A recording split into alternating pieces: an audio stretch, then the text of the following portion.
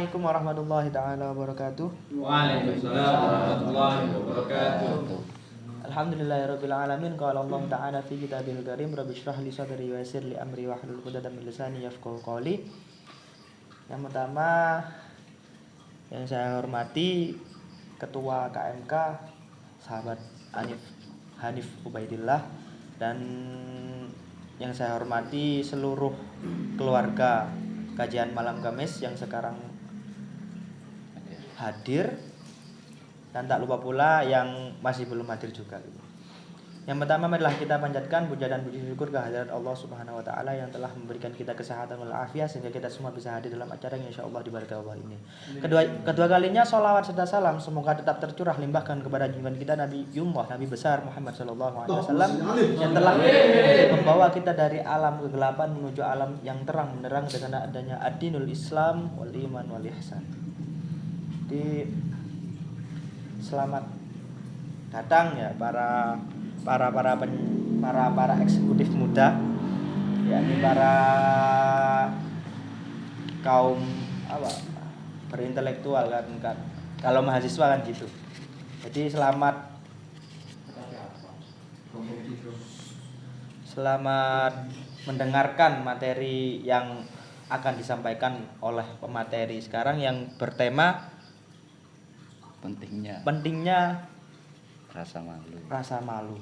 Ini yang sangat kita sering jumpai, bahwa rasa malu itu terkadang membuat kita keliru. Malunya ini malu apa? Disuruh gini malu, disuruh gitu malu. Ketika membuat dosa tidak malu ya. Itu sangat harus kita teliti lebih dalam lagi. Mungkin langsung saja kita mulai acara pada hari ini, yakni kajian. Monggo pemateri saya persilahkan. Terima kasih Pak Moderator. Assalamualaikum warahmatullahi wabarakatuh. Pentingnya rasa malu. Apa itu malu?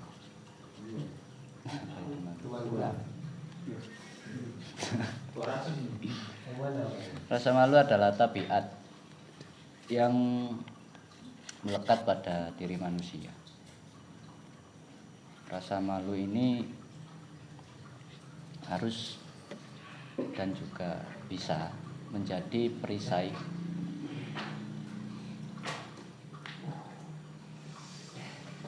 bagi seorang muslim untuk membentengi dari berbagai hal-hal menjijikkan dan yang menyalahi tuntunan syariat.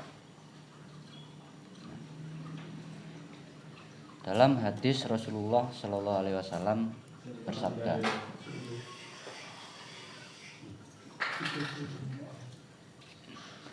rasa malu tidak akan pernah mendatangkan kecuali kebaikan. Apabila kita malu, maka kebaikan apapun akan mendatangi kita.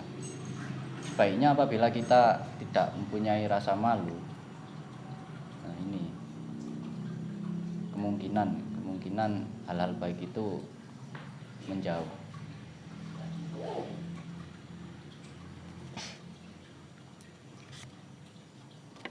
Ada dua sumber ini yang menumbuhkan rasa malu. Yang pertama, sumber dari sebuah tabiat dan atau anugerah yang diberikan oleh Allah Subhanahu wa taala ketika kita sudah lahir atau ketika kita dilahirkan. Nah, sumber yang kedua ini berasal dari usaha kita. Maksud usaha di sini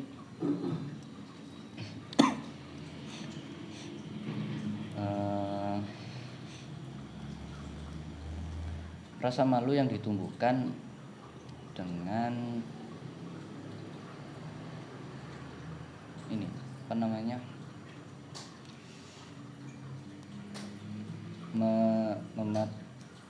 menaati ini apa tuntunan-tuntunan syariat. Jadi rasa malu yang sumber kedua ini bisa timbul ketika kita tahu tuntunan-tuntunan syariat itu seperti apa yang harus kita lakukan dan yang harus kita jauhi. Rasa malu ini harus kita jaga dan rawat dengan baik, dengan berusaha untuk mengenal siapa Tuhan kita, siapa Allah, dan siapa diri kita. Seperti itu. Kemudian ada macam-macam rasa malu, ini tidak banyak yang saya sampaikan, hanya sebagian saja. Yang pertama malu karena berbuat kejahatan atau bertindak jahat. Seperti ini kisah seorang Wahsy. Ini orang yang membunuh Hamzah. Ketika beliau sang Wahsy ini bertemu Rasulullah, ia berkata, aku selalu menghindar dari Rasulullah dimanapun ia berada, agar beliau tidak melihatku sampai Allah memanggilnya. Kalau dicontohkan di zaman sekarang, rasa malu karena bertindak kejahatan ini ya pastinya sudah tahu ya. Bila kita mencuri terus kita keciduk, kita melakukan kejahatan, kita keciduk, kan otomatis kita malu. Malu bahkan bukan diri kita sendiri yang malu, melainkan keluarga, tetangga, anak famili, saudara-saudara, bahkan teman-teman kita pun mereka juga akan malu. Punya teman kok pencuri, punya tetangga kok pencuri, punya saudara pencuri. Jadi dijaga, jangan sampai kita bertindak jahat, jangan sampai kita berbuat kejahatan. Kemudian yang kedua yakni malu karena rasa lemah. Nah, malu karena merasa lemah ini seperti yang dicontohkan para malaikat. Ketika malaikat bertasbih atau diperintah untuk berzikir, maka 24 jam mereka, para malaikat, akan terus berzikir. Berbeda dengan kita. Jangankan diperintah untuk berzikir, sholat saja kadang iya, kadang enggak. Nah, kenapa kok bisa gitu? Ya, karena malaikat ini tidak punya nafsu. Kita sebagai manusia merupakan seorang makhluk yang memiliki nafsu paling besar. Dari poin ini, ayo kita jaga lagi nafsu kita, lawan lagi nafsu kita, agar kita bisa menetapkan derajat kita di atas para malaikat. Tidak apa-apa kita lemah, yang penting kita kuat untuk melawan nafsu. Suatu hari nanti semua kaum muslim ketika hari kiamat, mereka semua akan berkata, kami, wahai Tuhan kami, Allah yang maha besar,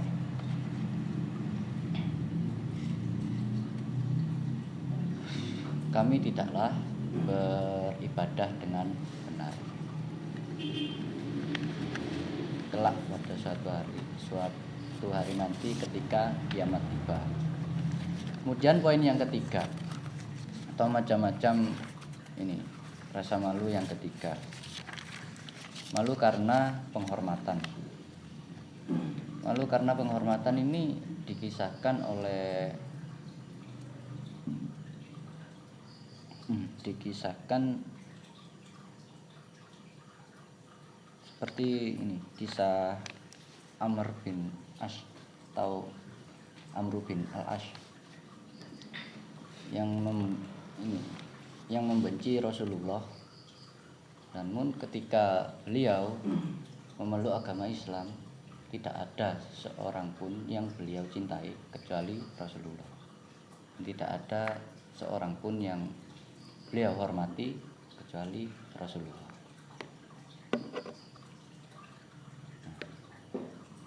Malu karena penghormatan ini bisa kita contohkan ketika ini saya contohkan di pondok ya. Saya sendiri sih asli. Dulu saya itu satu kamar sama Gus. Sebenarnya sih beliau bukan Gus, cuma masih ada darah dari yai saya. Saya nggak tahu ini siapa, kok ngetesek gitu, kok lama gitu. Ya saya tanpa rasa bersalah pun ini main tangan ke dia.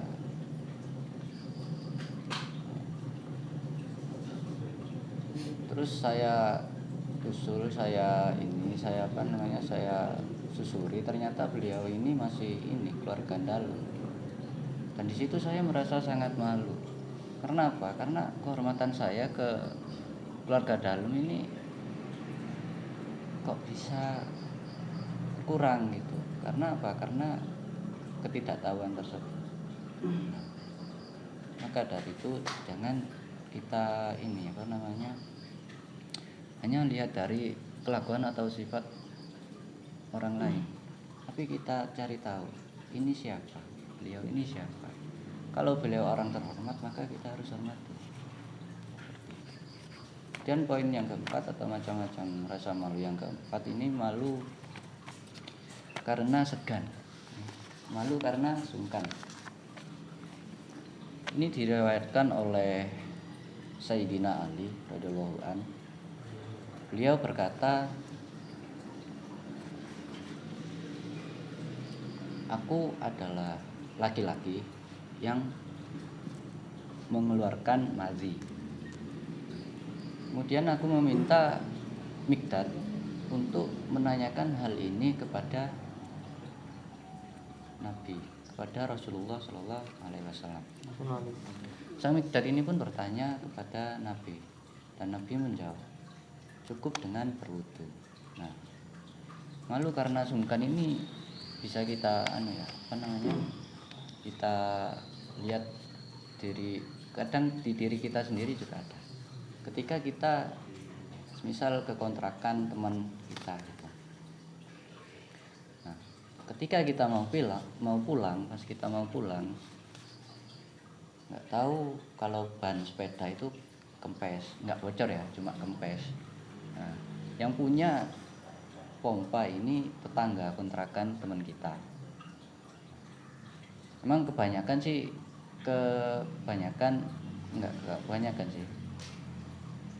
emang ada orang yang butuh langsung ke tempatnya. Namun ada juga orang yang butuh menyuruh atau meminta bantuan dari orang lain. Nah, ketika tahu ban bocor, otomatis kita tanya dulu ke teman, di mana ada pompa ban di tetangga. Secara tidak langsung kita mengeluarkan ucapan, tolong pinjamkan. Nah, nggak mungkin, oh ya udah tak pinjam, nggak mungkin.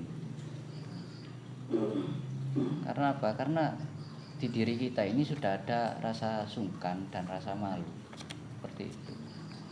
Nah, kemudian poin yang terakhir ini, rasa malu yang kelima, ini malu terhadap diri sendiri, malu kepada diri sendiri. Nah,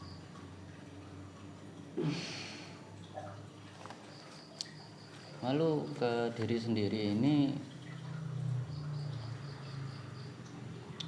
mungkin banyak orang yang tidak mengetahui bahwasanya kita bisa malu terhadap diri sendiri. Nah, ketika kita berbuat jahat, itu pun seharusnya kita merasa malu terhadap diri sendiri. Ketika berbuat suatu kelakuan atau perbuatan tercela, secara tidak langsung kita merasa malu ketika semua itu ketahuan. Maka dari itu, ayo kita timbulkan lagi rasa malu, kita rawat lagi rasa malu kita dengan sebaik mungkin, agar semua kebaikan yang Allah berikan itu mendekat sampai kepada kita, agar kebaikan-kebaikan yang ada itu tidak pergi, tidak menjauh. Mungkin itu dari saya, karena saya agak capek, maka yang saya sampaikan cuma sedikit. Saya kembalikan ke moderator.